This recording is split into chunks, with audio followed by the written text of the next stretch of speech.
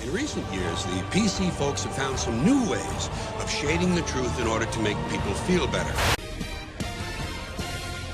Are you aware that the term anchor baby, that's an offensive term? People find that... You mean it's not politically correct and yet everybody uses it?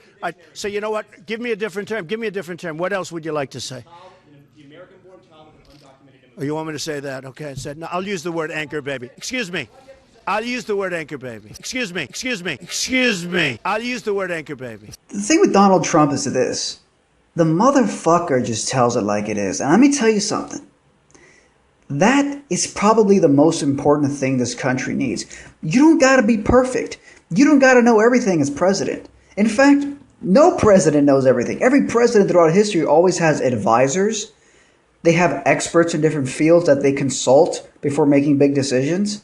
And technically, presidents don't really have that much power. They're just one tiny fragment of a collective nation's guiding force. So Donald Trump doesn't have to know everything.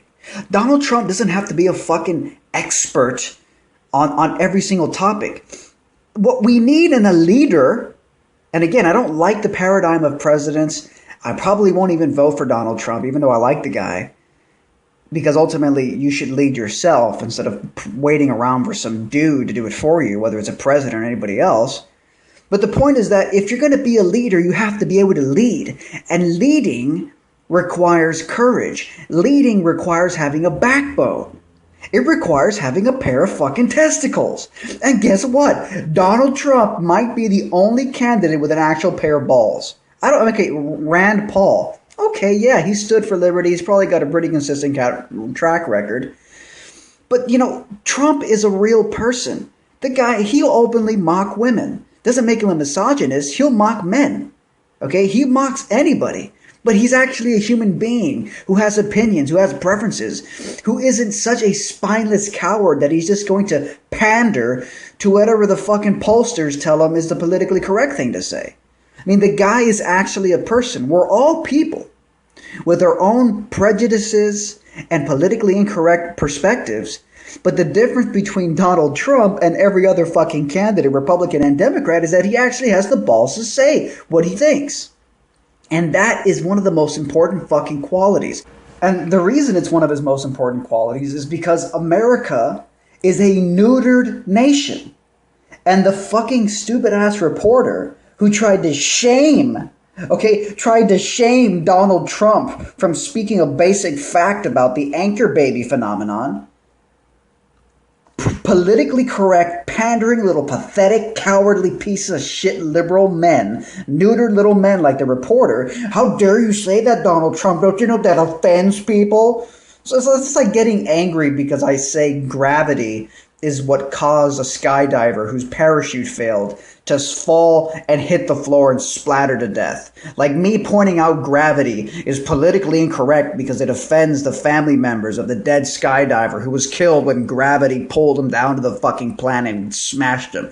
Like, no, the truth is just the fucking truth. If that offends you, that's your fucking problem. But simply acknowledging and pointing out the truth, that shouldn't be a problem. America is a neutered nation of pandering fucking cowards. Not just in politics, but even in the mainstream population. People are so goddamn afraid to speak their fucking minds. And what it does is it creates a culture of conformity. A culture of neutered, collectivized, just generalized people. Not comprised of individuals, but comprised of basically people who are in bondage to each other, constantly catering their considerations to appease other people's potential sensibilities.